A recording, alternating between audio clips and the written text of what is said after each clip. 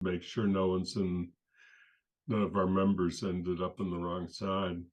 So Andy, I just I want to think let that's a you, dangerous way of putting it. I just need to let you know, I have to leave at 2:30. I have to pick someone up in Springfield. So wherever we are at 2:30, I'll be leaving. You can join by phone while you're driving.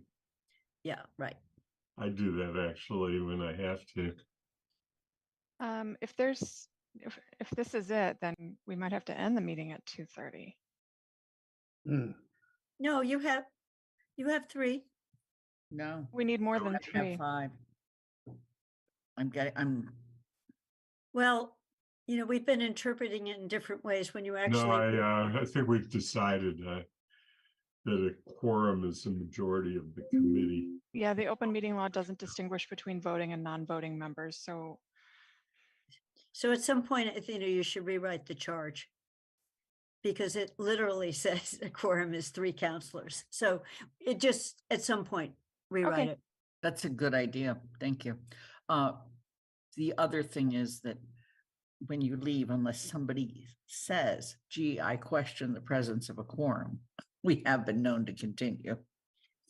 The problem is what the vote says. Well, you can continue, but you just can't vote. Right. So. Right. It worked before. I just texted Alicia to see if she's coming. Do you want me to We don't text know Matt? about Matt I'll text Matt. but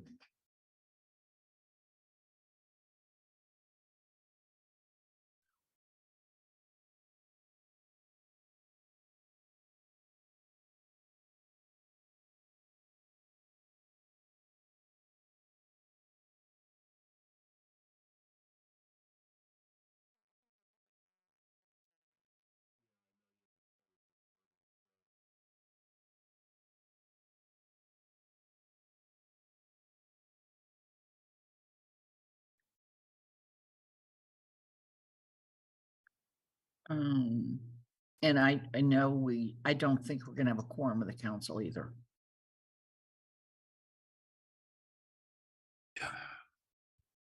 Especially since we're done with the presentations, right?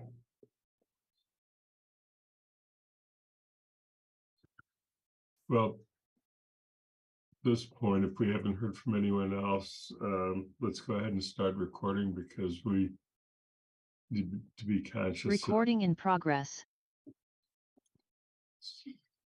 So I want to call the Finance Committee meeting of May 26, 2023 to order. It's about 3 minutes after 1 o'clock. This is posted for a 1 o'clock meeting, and I'm going to ask the members who are present to confirm that they can hear and be heard. In a moment, I just want to remind everybody that this meeting is being held by Zoom. Members of the public have access to the meeting, and it's also on Amherst Media.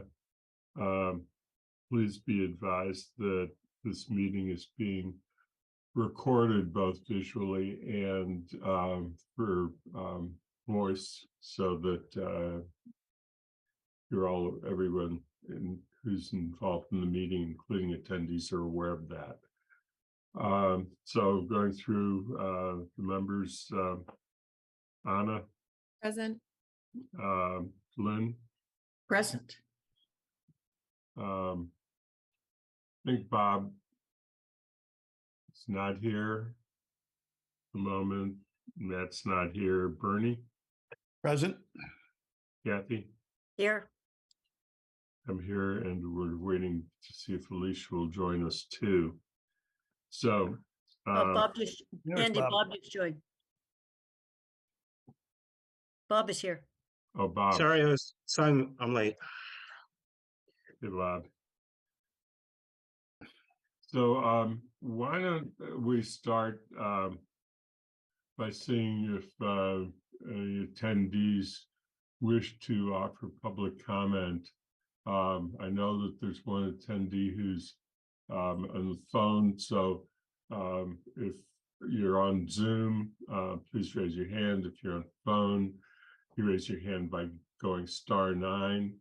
And if you'd like to make public comment, then we will bring you into the meeting so that you can do that.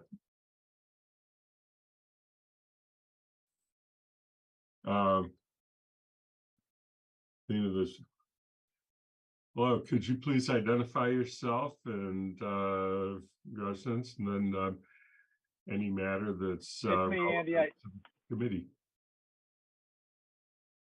It's me, Andy. It's Matt. I tried texting Lynn. I'm sorry. I'm out of range. I'll get on a better Okay. connection soon, but I am here and I'm present.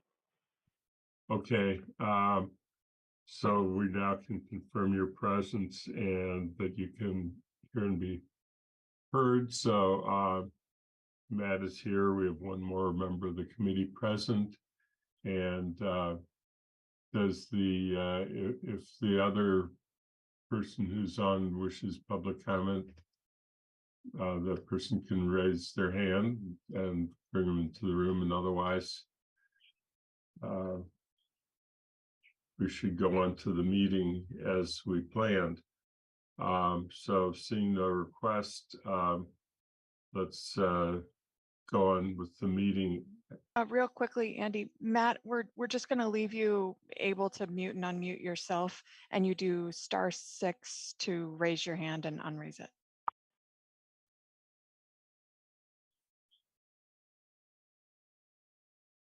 Okay. Any other instructions that you need, Matt? If Matt, are you all set? Yeah, I'm all set. My hand raised. I'm sorry. No, it's not. And you can, yeah, nope, you're good. Okay, so what we wanted to do today, and if another member of the committee joins us, I will repeat this request, but what we first need to do is identify the sections that we separately want to talk about. And we could talk about them because there's a motion that is anticipated that needs to be made during the meeting for consideration, because in the end, we would presumably make a motion to recommend the budget as proposed, except for any areas in which we have stated exceptions or added additional comments. So as you consider whether you want to add any sections for discussion, you don't necessarily have to follow it with a motion to take any particular position. But if you think that there are special comments that you would like the committee to be making about a budget section, even if it isn't going to be a motion to reduce or change the amount of the budget itself, it's worth having that information. So why don't we start there? And I'm going to, as I said before, begin by saying the one that I will add to the list automatically is the elementary school budget. And I want to specifically acknowledge that the school committee has made a request that we consider adding amount of $84,000 to the recommended budget, and that needs discussion at this meeting. So are there other sections?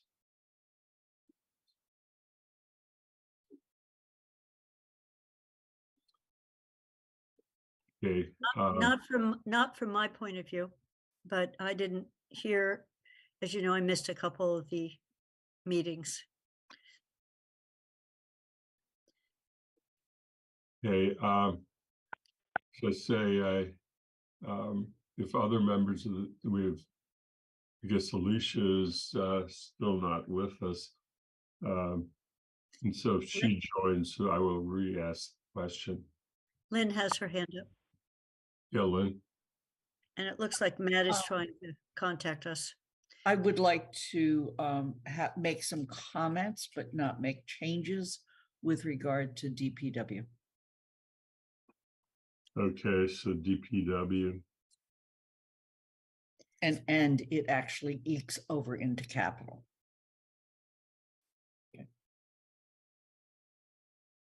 Okay, I'll put both of them down as separate, or you can tie them together, whichever you want. My suggestion, is anyone trying to contact Alicia? I have not heard back from her. Okay, well, let's go ahead and let's talk about the school budget first. Because I think that we have a pretty good sense of what the request was, and Allison McDonald was very clear about how they came to the $84,000, and that it was not tied to one of the specific positions, but there was at least an implication that it would allow them to add back possibly one position of the ones that were supposed to be eliminated for classroom teachers. And just a reminder that the $84,000 was calculated, and I actually went through the exercise of pulling out the numbers and doing this myself. And, it is absolutely correct that if you were to take the amount that's between 2.5% and 3% increase, and the amounts that were added for the element or for the town departments operating budgets and the library operating budget, and you proportionately divide that between the regional schools and the elementary schools, the part that's attributed to the elementary school would then be $84,000. And that was what she said, and that is the correct number for my calculation. So I just want to point that out. So Kathy, your hand is up. Yeah, as you know, I missed that discussion and I didn't go back, and I apologize. I didn't go back and watch the Zoom. So just to repeat what you said, it's designated for staffing. It's not designated for salaries at all. So it was not at all on a increase the para professional pay. It was around a potential staffing position. That's the way the school committee articulated 84,000. It's a question. Yeah, I'm not sure that it was exactly said that way. That was an implication, but I'll give a response and then see if Sean agrees or had a different interpretation.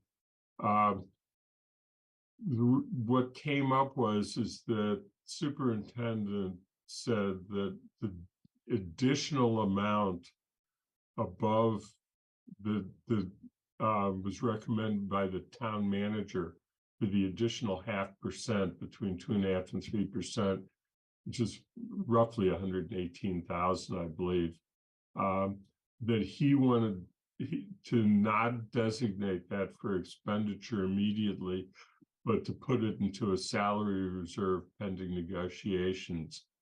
And the other piece that was added by the school committee was not necessarily tied to that. I don't recall that there was a specific statement about how the $84,000 would be used. It was more how it was calculated, and a very strong statement about the breadth of the cuts that were being proposed to by cutting 2 classroom teachers, and I believe it was 4 paralegals, including 3 library paraprofessionals and 3 library paraprofessionals. And so that's where they were, where I tied it together. Matt, your hand's up. So Yeah, I wanted to make just a quick comment, Andy, which is it's always helpful to have the background, the context on the school budget. But I think we all know that, we approve a bottom line amount, and then it's up to the, the superintendent ultimately to at their discretion. So I feel confident if you ran that comparison that Allison made, and you feel confident that this is sort of our fair share against the regional school district's allotment, then to me, I'm supportive of that without getting into the details of which para is getting paid, out of which account. I don't think that's really our purview. yeah, no, it is, and I agree that ultimately anything that we as a town provide to the schools, it's up to the schools to make that decision through their own processes. Sean? Yeah, and ultimately the school committee did not decide to ask for the additional funds at the regional level. They only decided to ask for it at the elementary level, which I, thought was interesting that they weren't going to ask the other member towns to contribute more, but they would go to the elementary school for it. So just interesting that they didn't ask for it at the region, which has similar financial issues this year as the elementary school. Bernie? Yeah, I always wonder about this stuff. When they built the budget, the funding for the budget, were they looking at the original House 1 Chapter 78 versus what is now being debated and discussed in conference committee? At the elementary level, they don't worry about revenues so much. They just worry about whatever guidance we give them. Yeah, at the regional level, they certainly look at Chapter 70 and regional transportation aid, but at the elementary level, they get an allocation from us. So we are concerned about that, and our original 2.5%, was based on the House. Well, actually, it was based even before we got the governor's budget. Okay, so the question is that with the changes that have happened in the budget process right now, is the elementary schools likely to get $84,000 or some portion thereof in state aid? No, because the state aid comes to the town. It doesn't come. Right. Yeah, this is for the elementary level, it comes to us. It comes to us, right? But it's earmarked. No, it is not earmarked. It kind of is, but we give so far above and beyond what we get from the state that we never have to worry about it. There's a certain amount we have to spend on schools related to the Chapter 70 formula, but again, we're much more than that. So again, the change with the present allocation from the Commonwealth, assuming nothing changes, conference committee, is there more than what was originally projected for Chapter 70? I haven't looked recently, so I don't know. So when we went to the 3%, we factored in some of the positive changes that have come out of the budget proposal so far. Going from 30, depending on where the final budget ends, between $30 per pupil or $60 per pupil, that might be a little bit more money, but to the tune of about $30,000. Okay. But again, our long practice that served the town well in terms of budgeting is that goes to the town. We review all of our revenue sources, and then we allocate what we feel is sort of a sustainable operating budget increase to each department, the region, the elementary schools, library, and town. Okay, thanks. Kathy?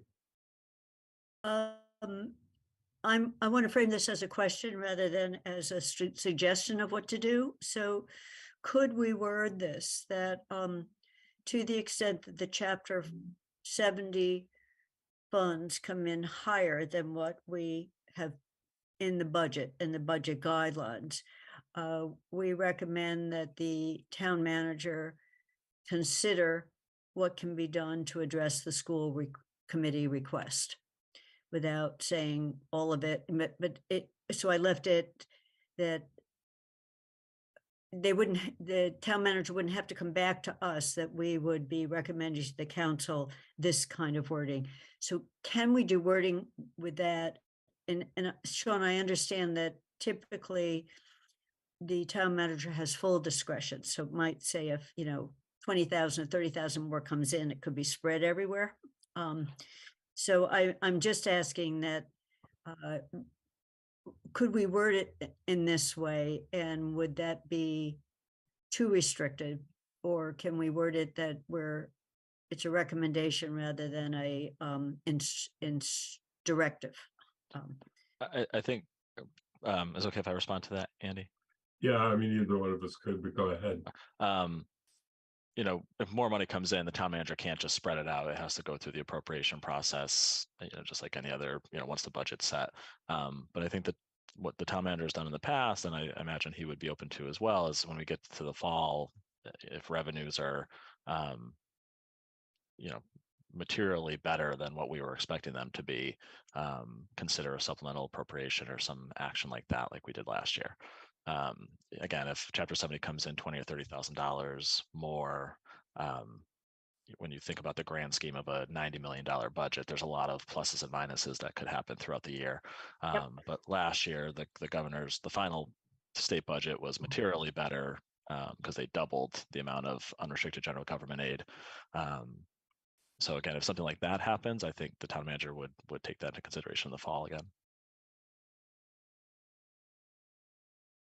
It's in what was being described is kind of, I would say, long-standing town policy, because when I was on the finance committee, which Bernie was before you were on the finance committee, we certainly had these discussions at that time, and sort of along the lines of recognizing that the minimum required contribution from municipality, that we were so far above and beyond that, and we were obviously using tremendous amounts of other revenue, including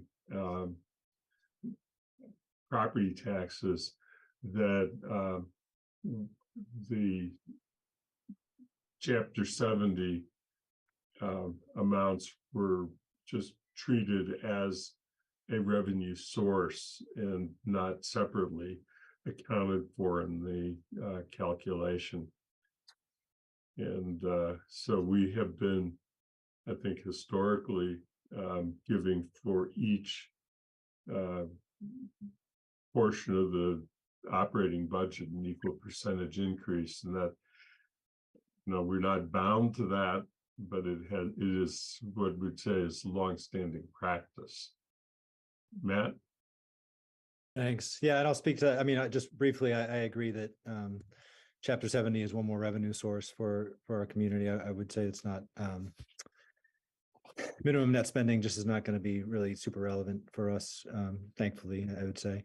But Sean, can you clarify, maybe I got confused by what Andy was, can you clarify, so the explanation for why we went up, why the school committee request went up to Amherst, but not to the regional, could you just reiterate that? So Allison McDonald made the case to us that we should be making an $84,000 proportionate increase, but proportionate to what then? Yeah, so the $84,000 increase was only to the elementary school request, or to the guidance that was given to the schools, not to the region. So the region, what they voted came in right on the guidance that was given to them. But the elementary school level came in 84,000 higher, and the way they got to that number was they took the value of a 0.5% increase, which is what we kind of came out with as a secondary guidance, was an additional 0.5%. They took that value, and then they prorated it sort of based on the elementary share of total education spending versus the regional share of total educational spending.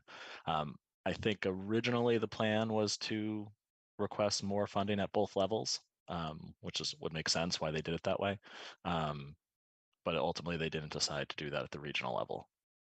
So the guidance, that 0.5% guidance came out of town manager's office, is that correct? Yeah, so we sent an email out, and I apologize, I may not have included you, Bob, and Bernie, and I should have. But I forget exactly what month it is, but we issued our original guidance, and then when we saw the governor's budget, we came out with an extra 0.5% because we felt the revenues, we updated our revenue projection with the numbers there. Okay, so I mean, I find that compelling, but I also, would like to hear the rationale behind not going to the other towns on that. The one other thing I was to say, just a general cautionary tale, typically in the past, the governor's budget has been sort of the low point, and Senate and House build upon that. It doesn't, now that we have a Democratic governor, we don't know if that will be the case. And there were some things that were lower in the House's budget than in the governor's budget, which is an interesting twist because that hasn't always, the past history for recent history hasn't been that way. So it's just one of those sort of assumptions that we take for granted that we have to consider, will it always be the low point going forward? Lou? Yeah, so I also got the impression that they felt that by the time this was communicated, the regional budget was very close to being set, discussed, and the four towns had already met and agreed to the guardrails and everything else. And so that was my sense of why they didn't come in for the regional, along with all the other pieces that Sean and Andy have mentioned.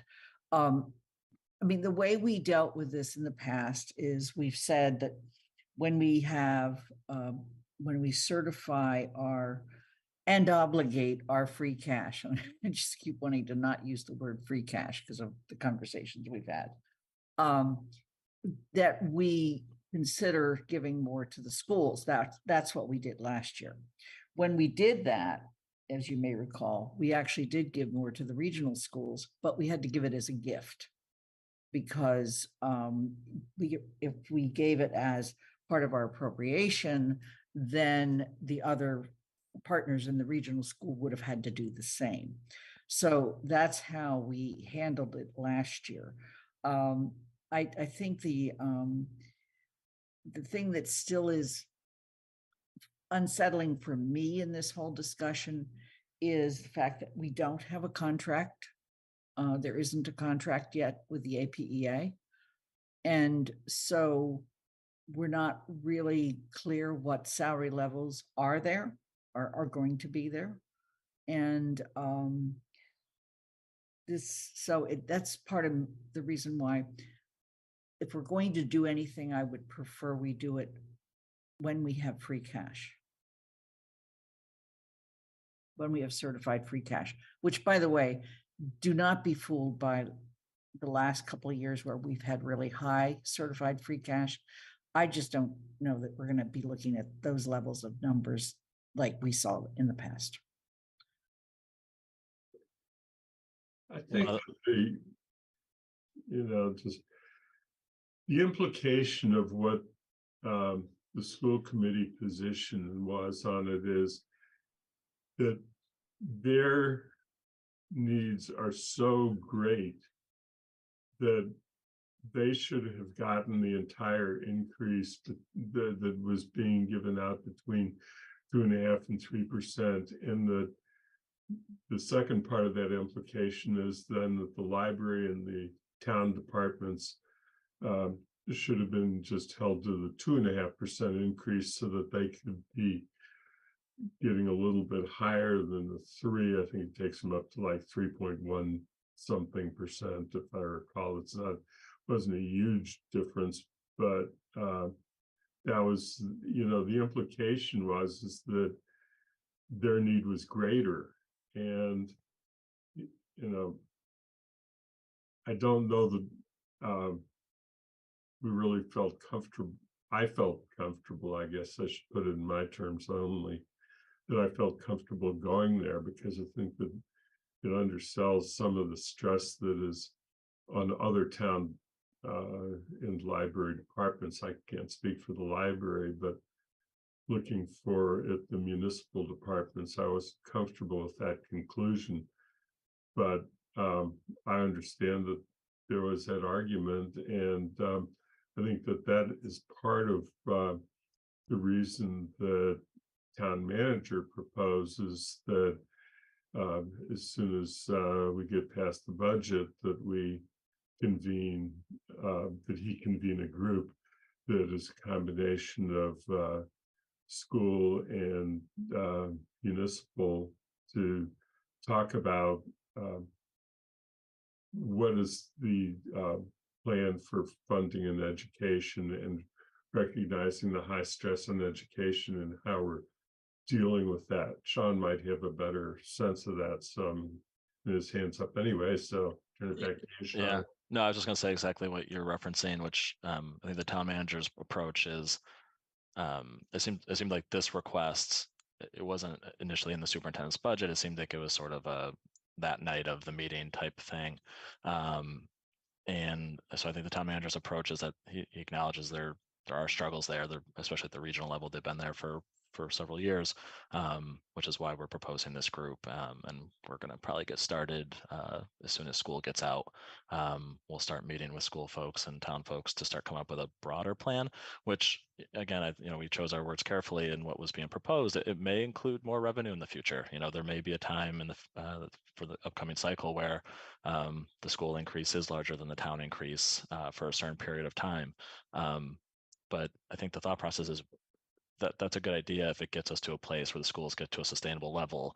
And so there's another side of that where we have to look at efficiencies. And so if we can do efficiencies, possibly some more revenue for a few years and get them to a balanced place, where we're not having this sort of annual discussion. I mean, there's always going to be years where there's reductions to be made, but I think this year, because of the grant impacts, both districts are looking at larger than typical or larger than we'd like to see reduction. So that's the plan, is to come up with a balanced approach that includes possible revenue increases and expense operational efficiencies to address this sort of systematically, as opposed to this kind of feels like kind of a one-year Band-Aid.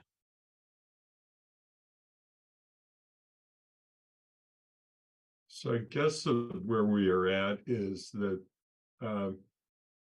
we can leave it that without a motion, but just to report that we had the discussion. Or somebody can make a motion that can go either way. I'm not feeling strongly on that question, but I do want to include in the report at least a brief statement that we've had this discussion with where were we, the kinds of issues we raised during the discussion.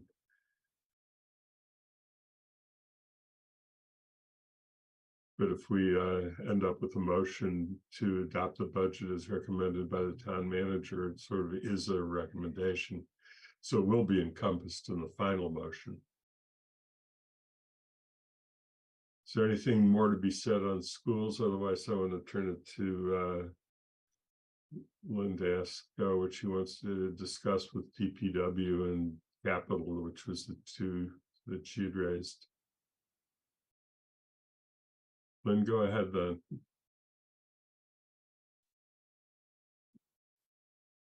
I don't want this to sound harsh, but it's going to, okay? I want a 5-year aggressive plan to get ahead of our road problem. And whenever we brought this up, we hear, well, it's state money and we can only get so many contractors. Somebody needs to be thinking outside the box. I've heard this from Matt. I've heard it from other people. I'm not even getting a response to reporting on potholes right now. So it's beyond what our community can continue to tolerate. And so my request is not a budget request in this year's budget. It is, you are going to hear this from me again when we get to free cash certification, but it is to think more broadly and in a more long-term vision of how we get ahead of this problem. Thank you. Matt? Just very quickly, a question or a suggestion, which is to me, this requires maybe, I don't know, does our do we do ad hoc committees within our town council? That's an honest question for the councilors. I mean, this, to me, this is the sort of thing that will require obviously a lot of work on, on town staff, but I think, really engaging with the community and sort of building community will around this, because it will be expensive. I mean, even if we can come up with the most creative thing that has regional cost sharing, everything else, it's going to be expensive. And I just think there's a so-called political component to it that I think we would really need, because it is such a expensive proposition and complicated too. Kathy? I'm very comfortable with making that as a strong recommendation. I also think that we've asked repeatedly, and I understand the reasons why it changes, but a schedule so that people can understand what's coming next. So instead we're pleasantly surprised when certain potholes are fixed, and see here, click works. Sometimes it works particularly for some voices. So just more of a plan. And I'm just going to give you the most recent example. There's work being done on North Pleasant Street, just below the intersection, where there's a movement of the bus station. There's some stuff marked for sidewalks. And it came as a complete surprise to everyone whose house is there. And so they have been writing to the town manager that they're seeing the markings and there's a plan for, and I think it came before the council, Lynn, at some point, but we never completely agreed to what, and it's not fixing a chronic problem. It's in making an improvement. So I'm just thinking the plan should be more transparent on what's going to happen next, rather than a few residents saying, oh, it looks like you're planning on doing some work. What is the work you're planning on doing? So, it wasn't cheap work. So I just want to say it was intensive work. So I think it would be a really useful piece, because there's some inexpensive things people are asking for, even whether it's a speed hump or a slowing of traffic policy, that we don't really ever know when anything is going to be addressed, let alone a 5-year plan. So I'm comfortable with making a statement like that. Bernie? Well, we do have the town, and I spent a couple of years sitting on the Transportation Advisory Committee. So some of these improvements aren't a surprise. They're stuff that's been discussed by the TAC with DPW, and they are intended to make life easier in terms of traffic movement and safety and a variety of other things. So you have the situation of you have improvements versus maintenance versus repairs. We have a pavement management plan. It would be helpful to have that pavement management plan, and pieces of it get posted, but have it out there so that people understand what's going on and understand which parts of the pavement management plan are intended to continue to repair the roads, maintain the roads, and which pieces of it are improvements that people would like to see, would make life easier, make life safer, but might get overwhelmed by the need to basically repair big sections of the road. I don't have, I can certainly support putting together a plan like this, and I think it might be actually helpful if there were a clear set of priorities for DPW. This is what you work on. They operate in sort of a crazy quilt situation where you've got MassDOT coming up with all sorts of wonderful grant programs that don't necessarily meet the maintenance and repair needs that the town has. And they're tempted to go for those because they help the town out. So sitting down and setting some priorities would be a good thing. Taking a look at what we have in place right now to do pavement management would be a good thing, and so I can certainly support that. But folks also have to recognize that in terms of the ability to do this work, we have a limited number of options, companies with the machines and the crews and the supply of materials. So once we get a plan in place, a 5-year plan in place, there are going to be some difficulties in implementing it based on how competitive the world is at that point in time. And I'm also thinking right now that we've got the infrastructure funding that's coming down from the feds. That's gonna be competing with us in our ability to actually hire companies in that can do this. They do these kinds of repairs. So let's, by all means, let's sit down and set some priorities, and let's take a look at what we do have for a plan right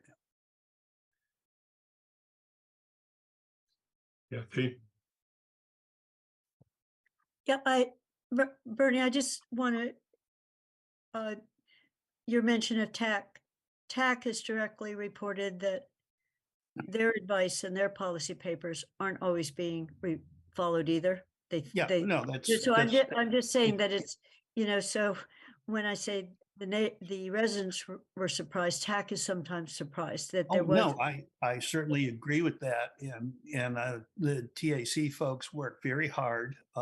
We spent a lot, when I was there, we spent a lot of time walking around and looking at things, and people are very careful and planful, and there's some real expertise in that committee. And no, the committee's not always listened to, and that was a constant complaint, and I could certainly voice it, that TAC would come up with recommendations and try to push stuff up the ladder, and it wouldn't go anywhere. Yeah, so I was just saying that my point was a more transparency both on roads and on other work, that we know what's coming. So instead of people being surprised. So I'll just, Yeah, I'm going to call on Lynn. I had a comment on the transparency thing, but I wanted to go ahead and if Lynn go first. Let me just add, I believe that this year, DPW went further by sharing the road assessments that we have. That's part of the plan, and understanding what's out there. But I firmly believe that if we have a 5-year plan and we go out and shop that 5-year plan, whether it's by ourselves or with others in the region, then you create an incentive for the existing companies to gear up. But if we don't do something, we're going to be driving on dirt roads in much of our town. I mean, there's just no question about it. So.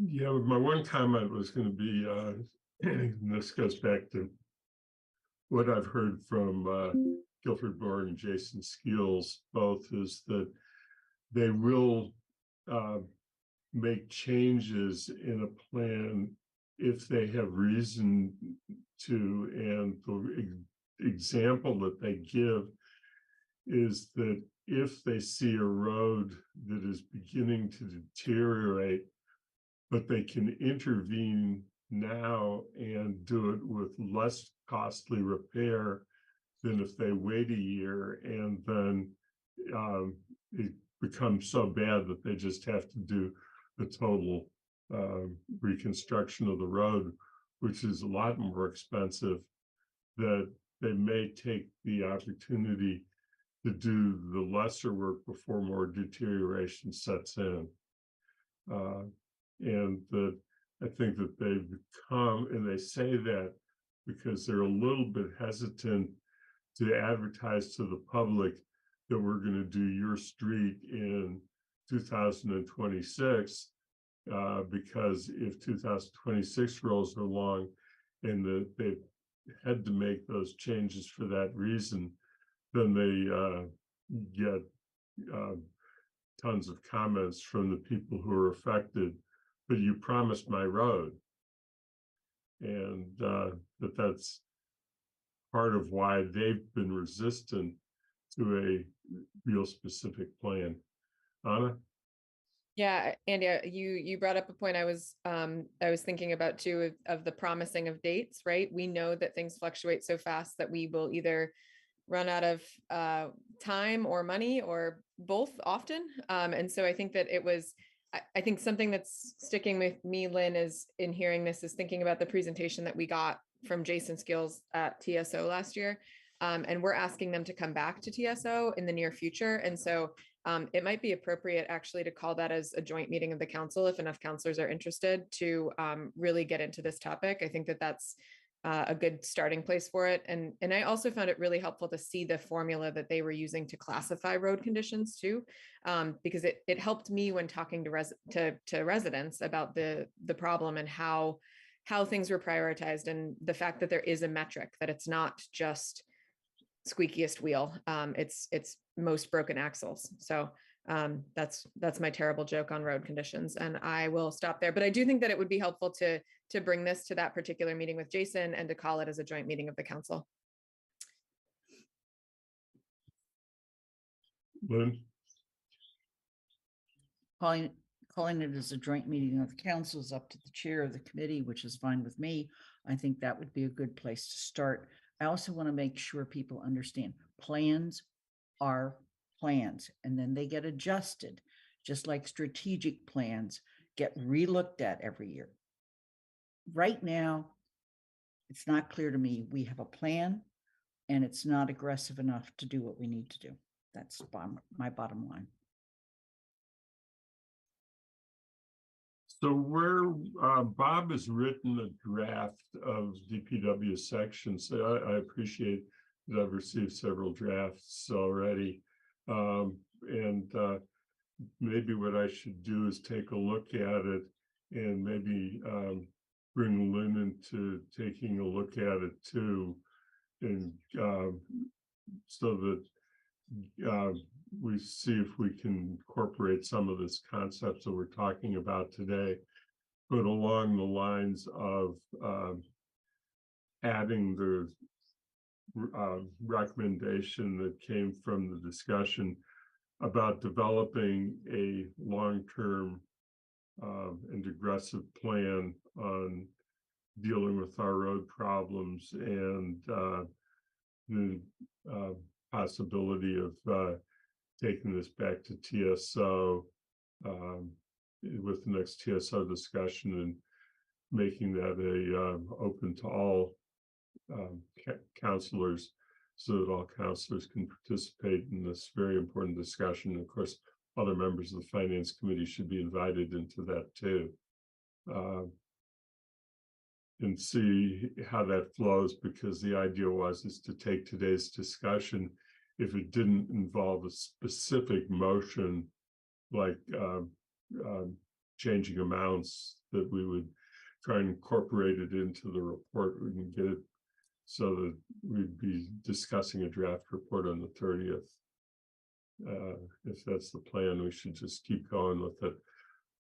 So let me go back to people who've raised hands, and Sean, why don't you go first? Oh, I was just going to say, all this sounds good. I would say a lot of it sounds like things that should probably be in the town manager's goals for the fall. Because I think this year's budget proposal, which the recommendation primarily relates to, is the largest ever investment in roads. So, and I think the comments are probably more to the capital improvement program and what you see coming down the road as not being sufficient. So I think everything sounded good, and just don't lose sight that there wasn't a lot in the last round of goals for town manager around roads, and sounds like that should be a emphasis for the next round. Bob? You've muted, Bob. I'm sorry. I'm sorry. I did put a section on roads in my write-up. I basically put down that we've got a $40 million deficit that if basically it needs to be filled. There were sort of three ideas kind of floated. One was to borrow the money and, pave the roads. The second was to have a in-house crew that basically would pave roads as needed. And the third, I think, was Matt's suggestion that we kind of create or work with other towns, create a regional demand for roads that would, overcome this evident problem that we have, which is a lack of asphalt production, a lack of train crews in the private sector that everyone's competing for. And so that's just going to drive prices up, and you're not going to be able to get, even if we had $40 million to spend, there's no way we could get $40 million worth of asphalt, in a certain amount of time. So we have a real serious problem here. That's what I put, and I sort of put that, maybe we should discuss this regional option more because it seems to be the only path forward. In other words, if you create a demand for more asphalt, maybe the private sector will build another plant or, build more plants. But I agree, it's a real problem. I drive on Old Farm Road. Well, I don't even drive on Old Farm Road anymore. It's just one section there is just all potholes. There's no road left. Be better off to just throw a bunch of dirt down on top of the potholes. At least it would be be better surface for a few days. So it's a real problem, and I don't see where we're going to get $40 million to solve this problem unless we cut it somewhere else or raise taxes. I mean, we don't have. That's what our choice is. So it's a real problem. I do think it requires a lot of attention. I'd be happy to, upgrade the what I wrote or have other people edit it and make more emphasis on this. Thanks. Recognize Bernie, and then I have a question I'm going to ask Sean after that. You just as an aside, while I was managing Deerfield, we permitted and had built an asphalt plant, which is where I got an unwanted but necessary introduction to making asphalt. In the what's happened is over time the big companies like Allstate have just rolled up a lot of the small providers and smaller companies, and so it's become more oligopolistic. At any rate, I'm also wondering how much MassDOT could help with this. The one of the big problems for any contractor is lining the job up, getting all the crews and everything in place, mobilizing for the job. And you frequently, you drive through where the roundabout's going to be built now at Pomeroy Lane, you see equipment sitting there. And that's a mobilization issue. And so if we're going to do, if we could work with MassDOT, if we could work with some contiguous communities to give companies a break in terms of the time it takes to mobilize and the cost it takes to mobilize, that would be one way that we could move this along, I think. It's probably easier said than done, but we haven't tried, as far as I know, and I think it's a good idea to do that. The idea that the town would have its own paving crew, you're looking at a serious capital investment, serious capital investment in the equipment that it takes to do that work. And you're also looking at hiring, crew of people who are specialized in doing that. So I don't see that as it's a thought, but I don't see it as a way forward. I do agree that our present, situation is really unsettling and needs to have something moved along. And I won't bore anybody with my David quote about picking up the trash and filling the potholes. And you actually triggered an interesting additional piece besides what I was going to ask Sean, and then I get so let me get through that. But that is whether it'd be worth talking within MMA about whether the MMA would want to consider asking for greater mass DOT participation in the process for all municipalities, so that there's a crew that's actually a publicly created crew that we then have a greater control on as municipalities and the greater claim on. I don't know if that would work or not, but the question I was going to ask you, Sean, is that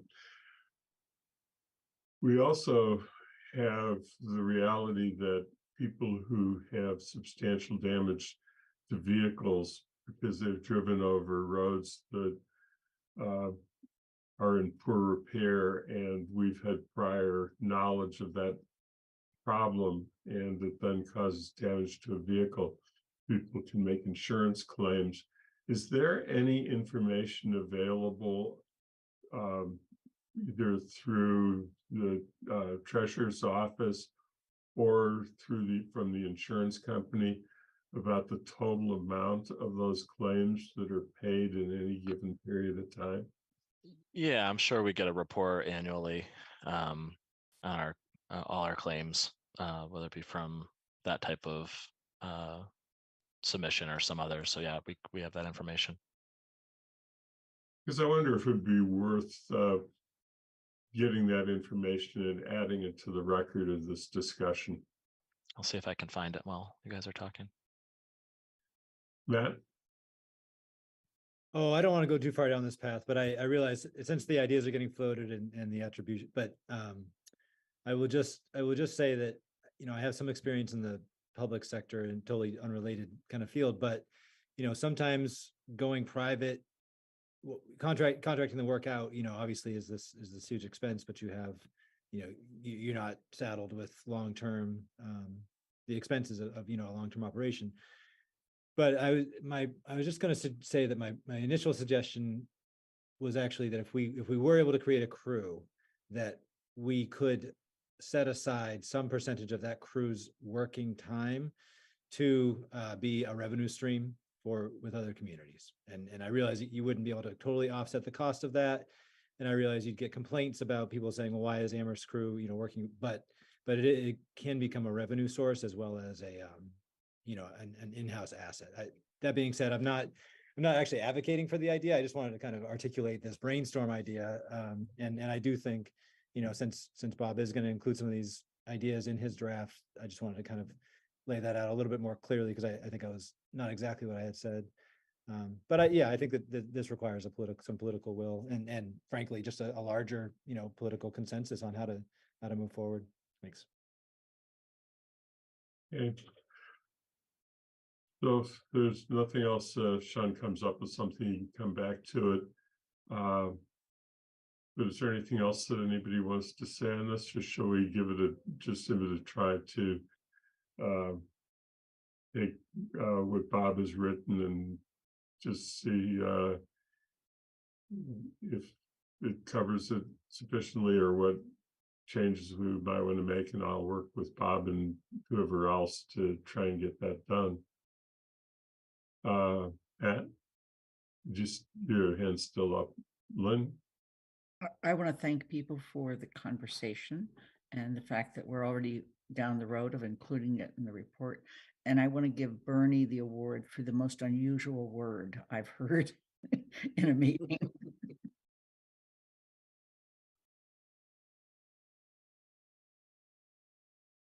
Okay, so let me bring up one other topic unrelated to all of this, because Alicia, all right, Kathy, I see your hand up before I had enough words. That's okay.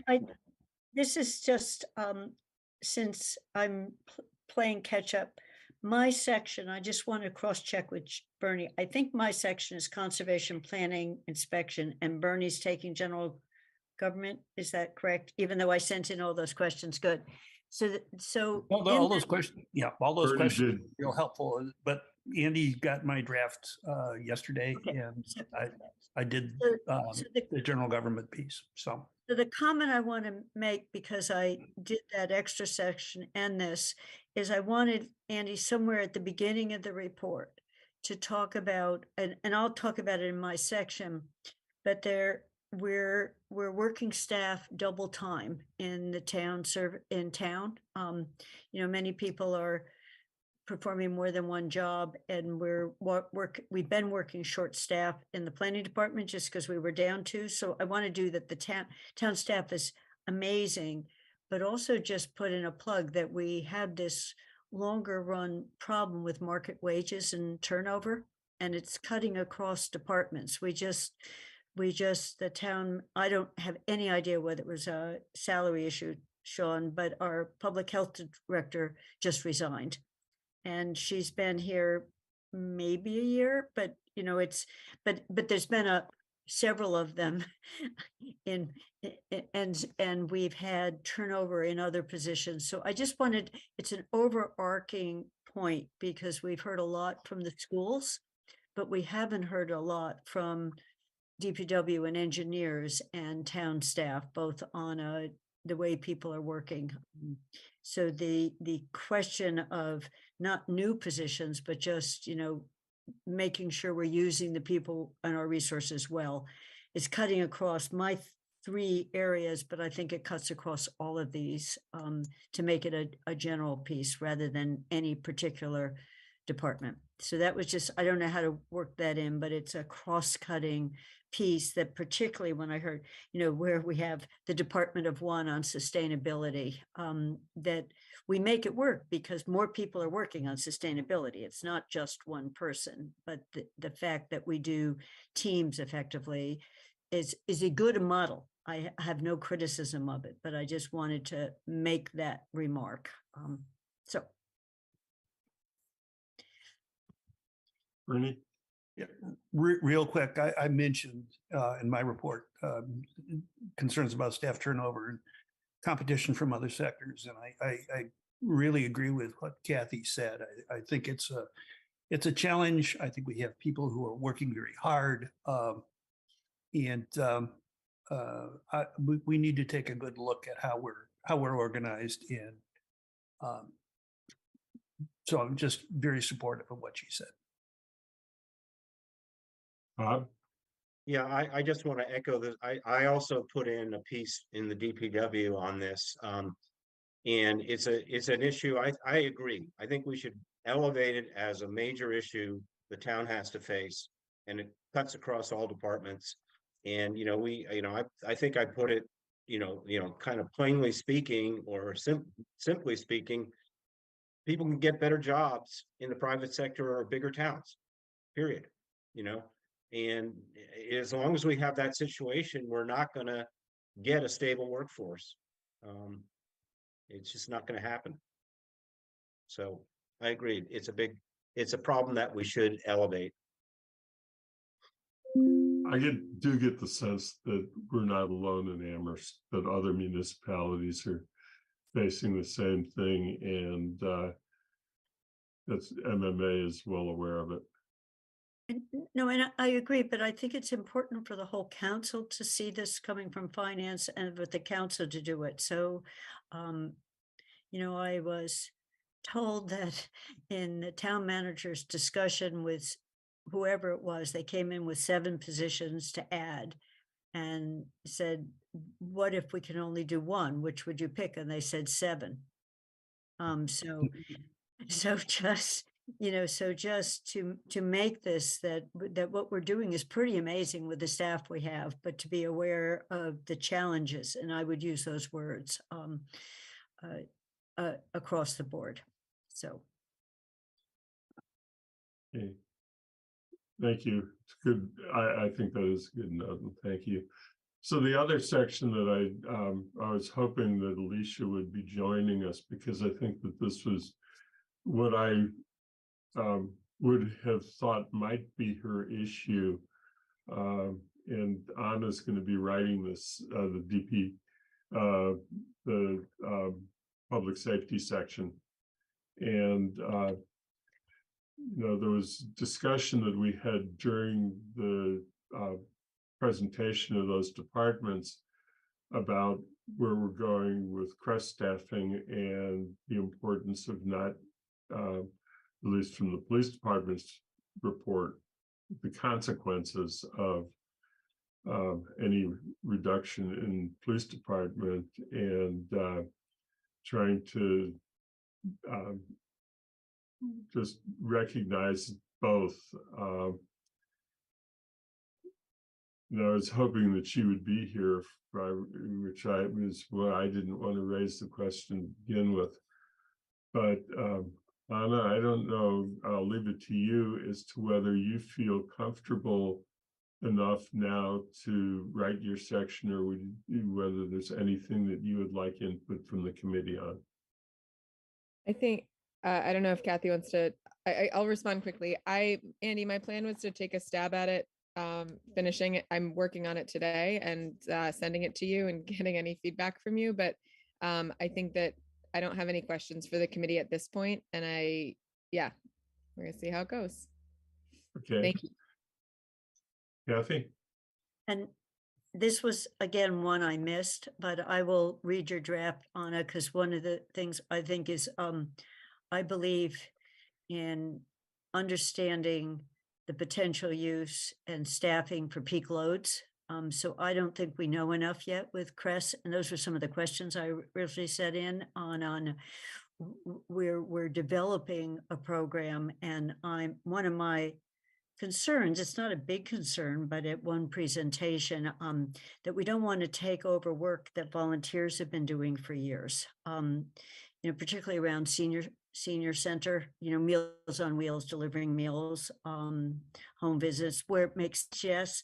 And when I was looking at some of the volunteer work for Meals on Wheels, and since they're all in the Bang Center, there's a great tendency to say we can help, we can jump in, but that says CREST. But it also means that people are sitting there right now. There's not a demand on their time, so we just need to be careful, because the senior center for years has run with a very robust volunteer program on home visits, wellness visits, Meals on Wheels, that they don't do it with their own staff. So that would be, when I read it, I think would be premature to know exactly how we will need to be staffed until we get enough of a flow, kinds of tasks they're doing and the demands on their time.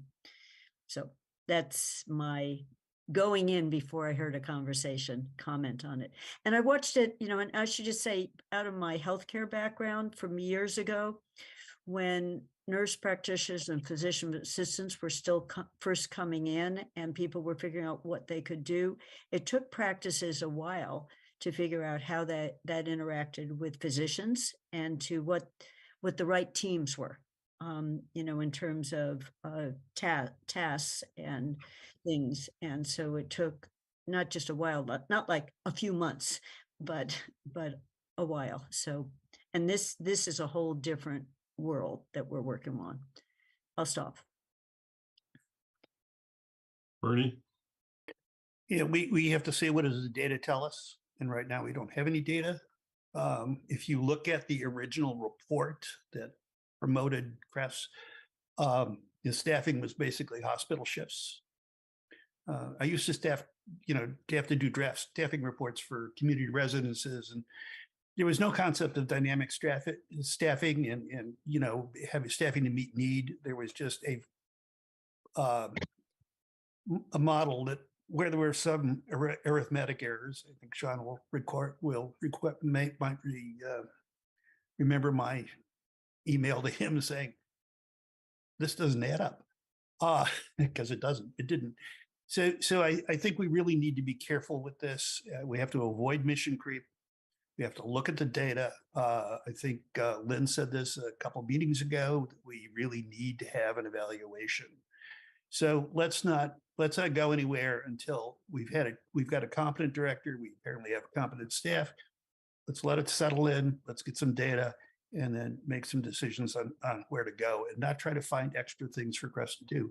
The other thing is that we're assuming that the response times and the availability of our police officers at the present level of staffing is acceptable. And it may not be. And if Crest can relieve, say, as Cahoots does, and out on the other side of the country, 10 to 15% of the calls, we should be relying on that to make our police department more effective and more efficient and more responsive. You look at it as a package as opposed to one versus the other. Thanks.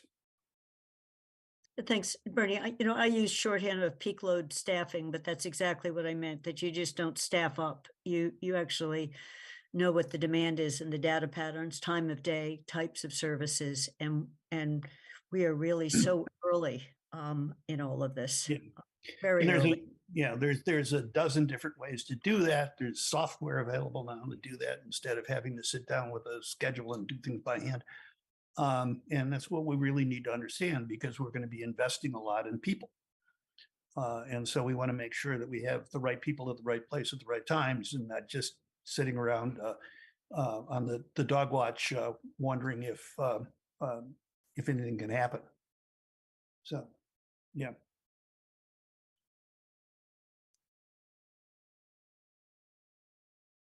Hey, I don't have much else to say on the subject. I mean, the other thing that I'm concerned about is that we understand that there are needs for police officers and there are needs for first responders, and we're trying to balance the amount, and we're trying to make sure that there is sufficient staffing on both levels to meet the essential needs as best as we can.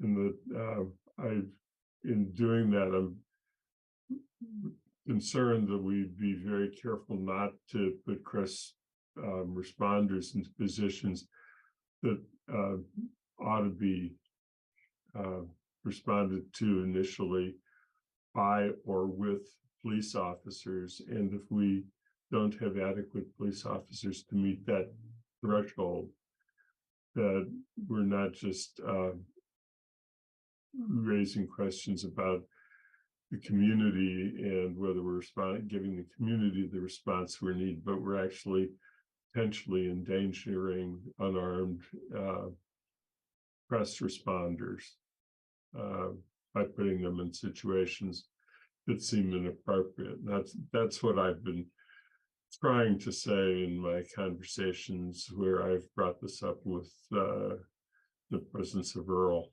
Anna?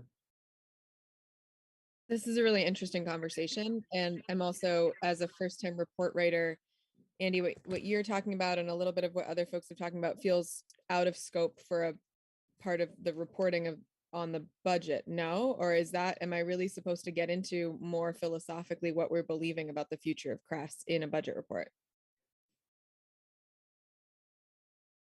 Which I'm happy to do, but I think that I know I might have differing opinions from y'all on this too. And so I want to make sure I'm not getting into something that is dictating the future of a program in a broader sense when I'm writing the finance committee report on this. You know what I mean?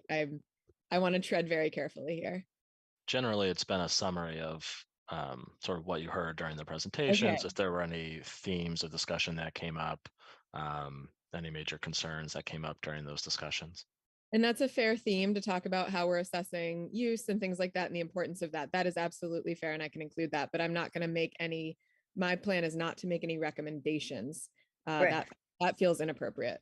Okay, just wanted validation on that. Thank you. Yeah. And I wasn't making a recommendation. I was more raising a concern that it is something that we factor in as we learn.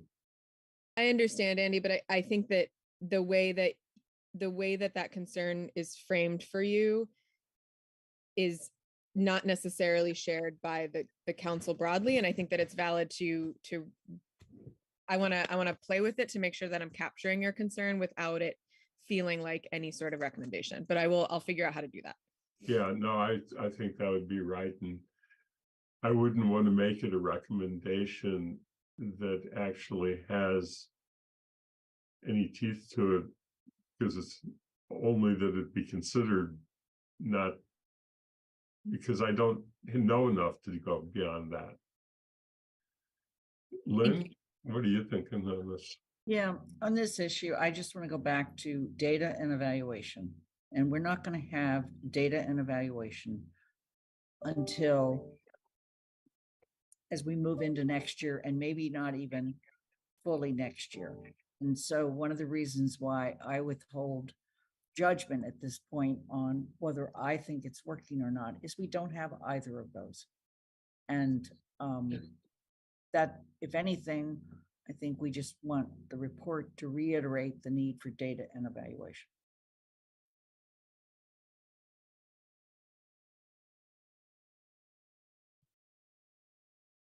We don't even know evaluation by whom exactly. I think that ultimately it's up to the town manager in large part.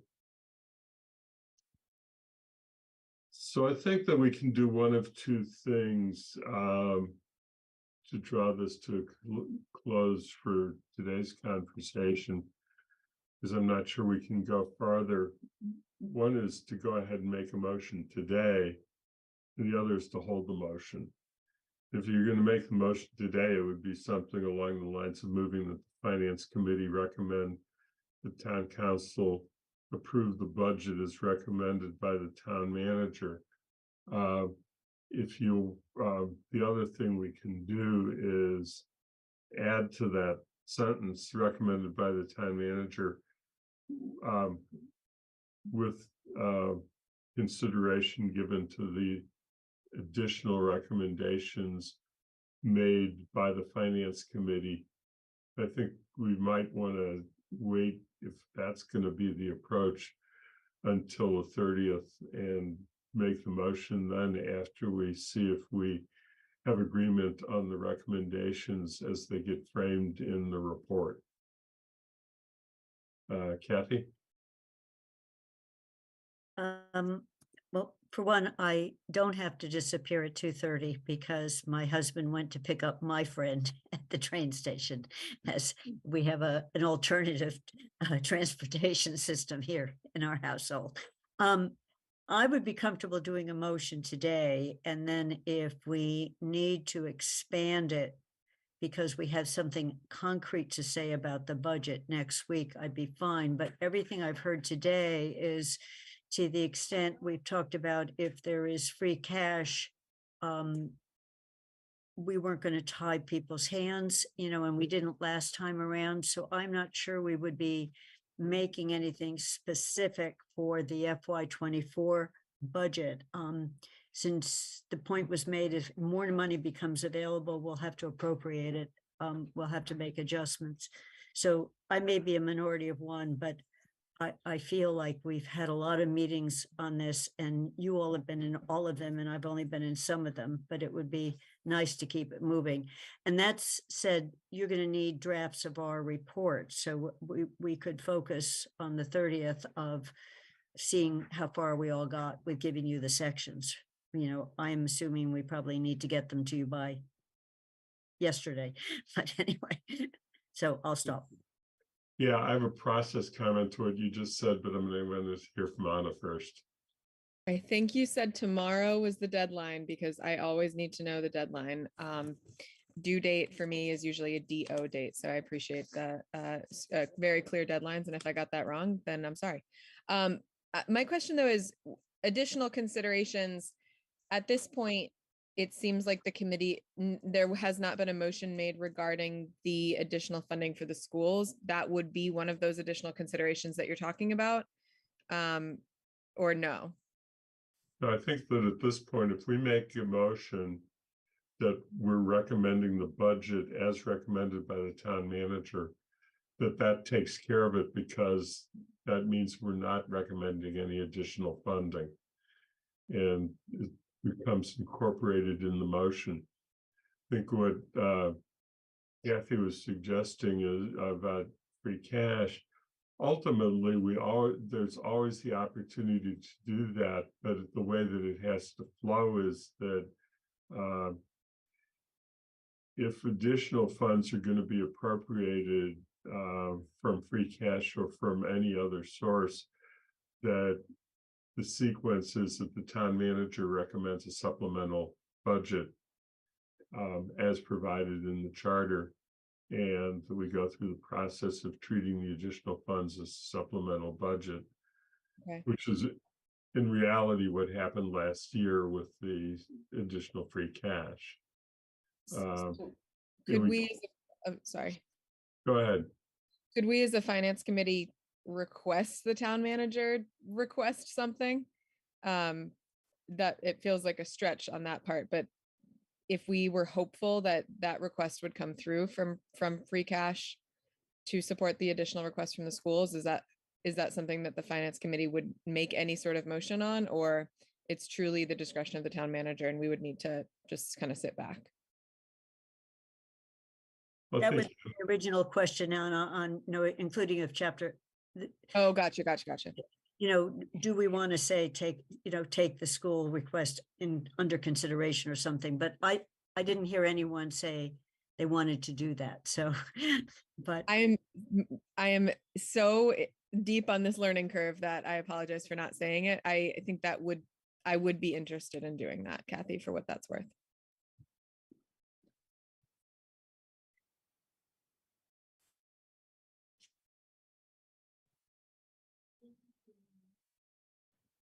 And you would specifically suggest picking out the school as the one as opposed to anything else for for whatever reasons. I'm not stating.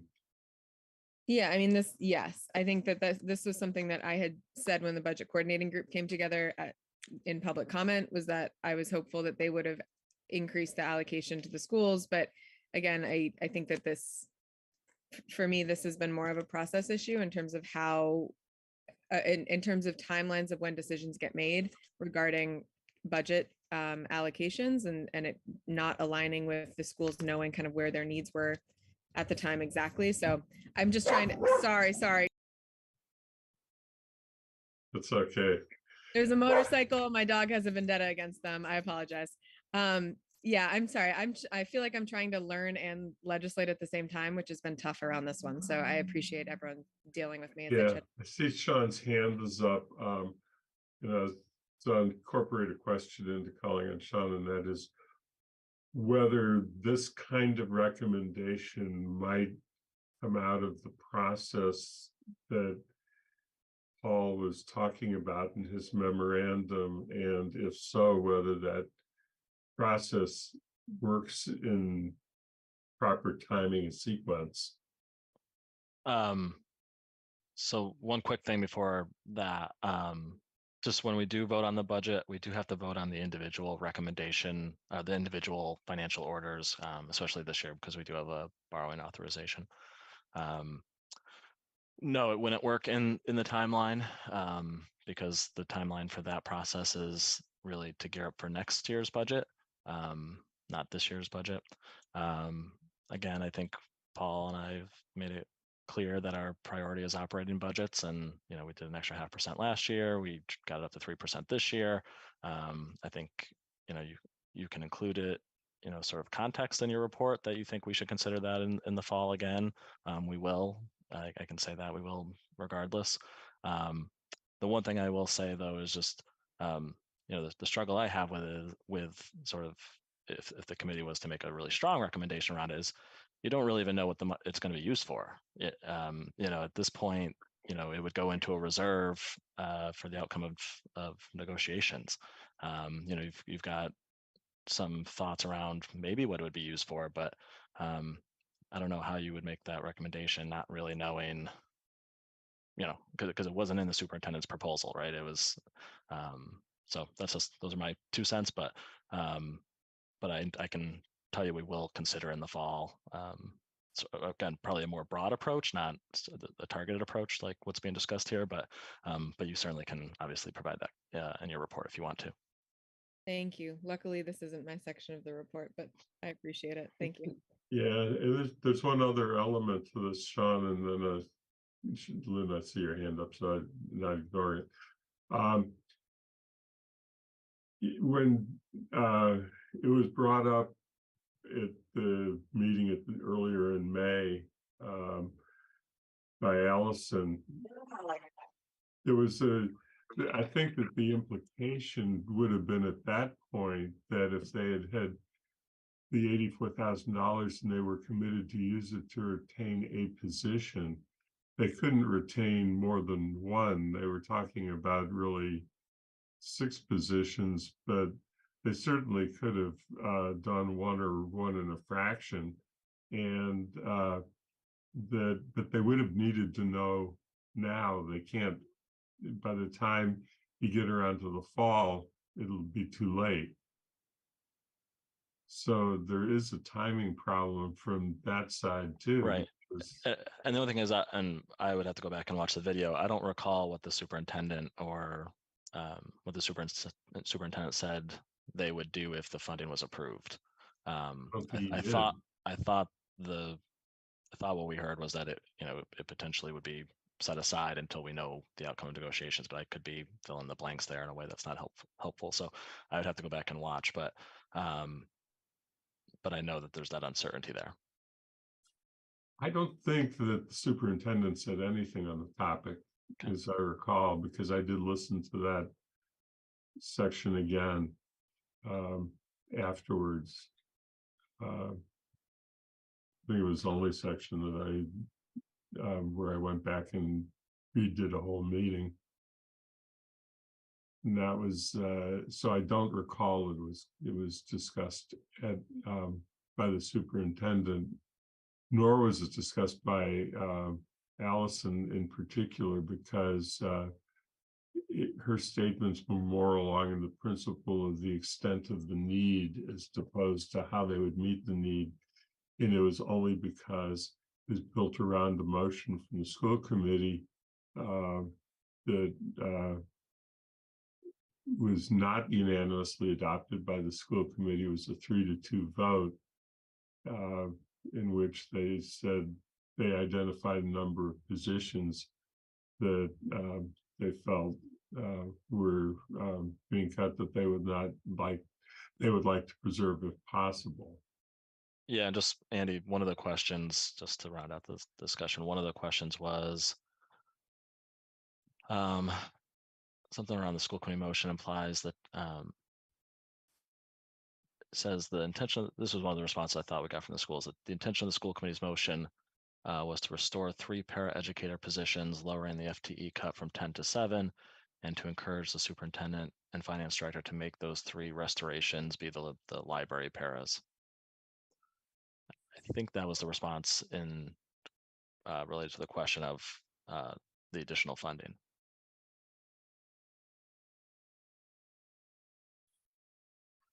Which is why I said it created an implication that they would add it, that they would bring a position back, not that they would put it into a reserve for salary. Yeah, again, I don't recall the superintendent responding to how they would specifically do it, I guess. But that was, I think, what the response was to the school committees, which I think they said at the meeting, their intent. But ultimately, the superintendent decides how the funds are allocated. Lynn? So I checked last year's motions, and where we had a similar situation, I think it was, I can't remember what it was the basis for last year. We did not include it in our motions for adopting the budget. And yet, as Sean mentioned, in the fall, when we are looking at free cash, assuming we have some, that this is always an area where recommendations are often made. And we will have free cash. It's just whether we have more than 5% in free cash is really if we have no free cash, then I'm in big trouble. So.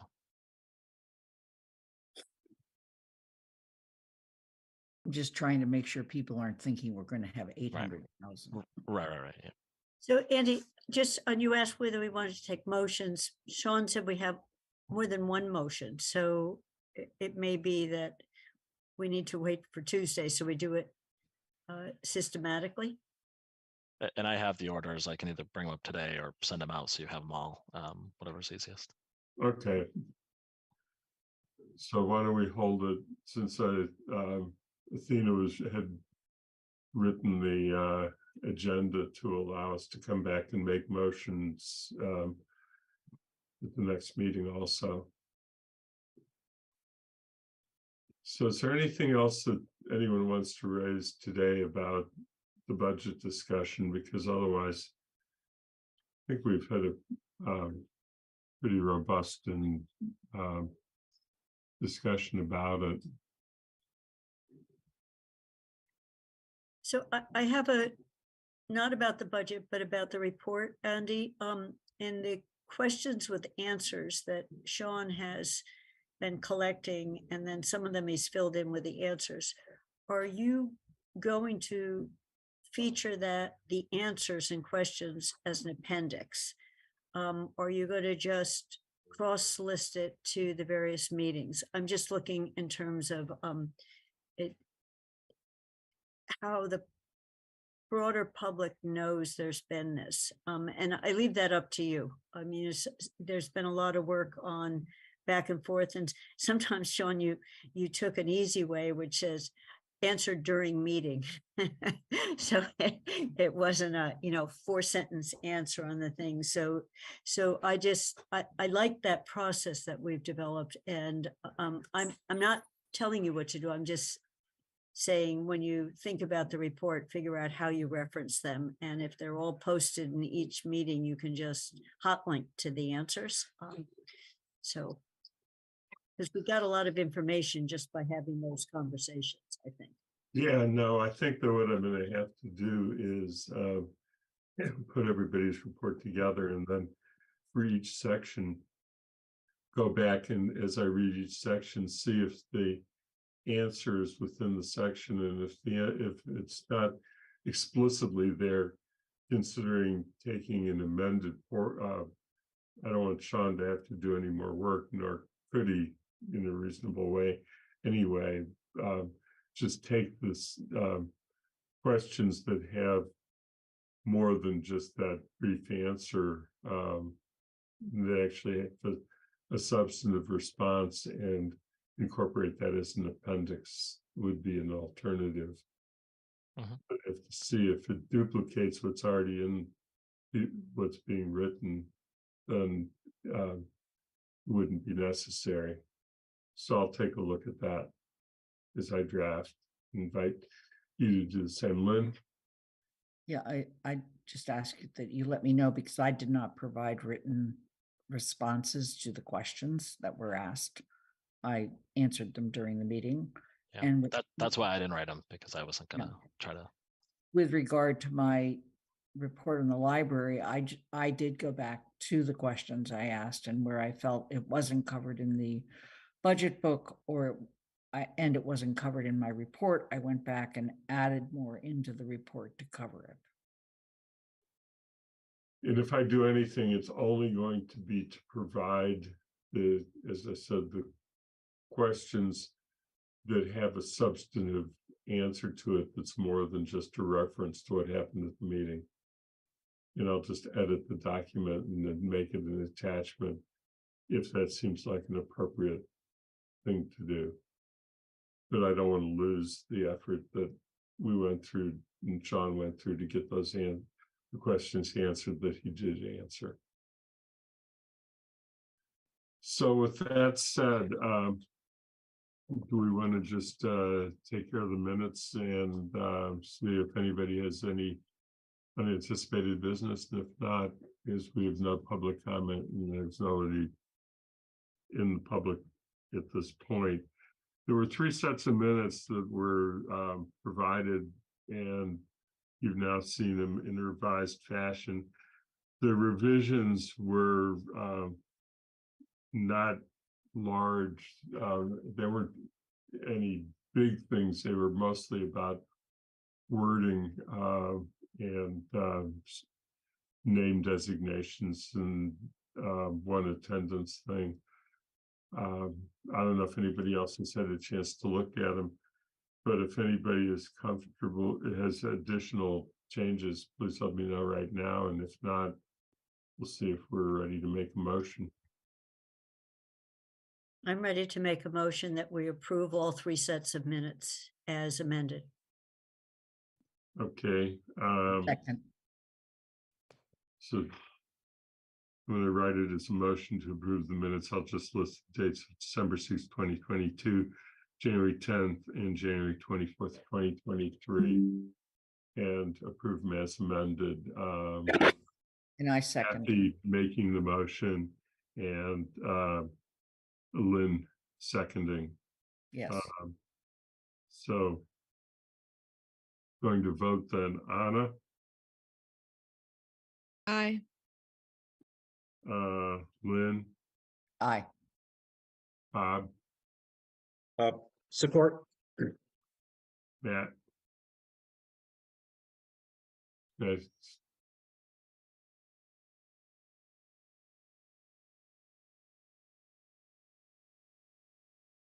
Matt, we can go back to him one more time in a second.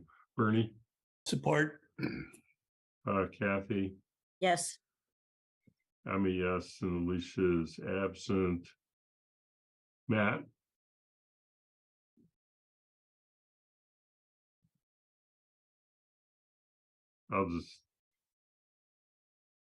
Matt may have stepped away.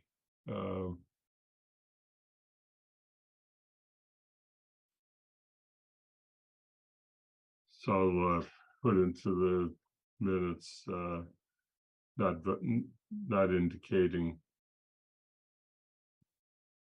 support or not support, and I'll write it that way. So any other unanticipated business?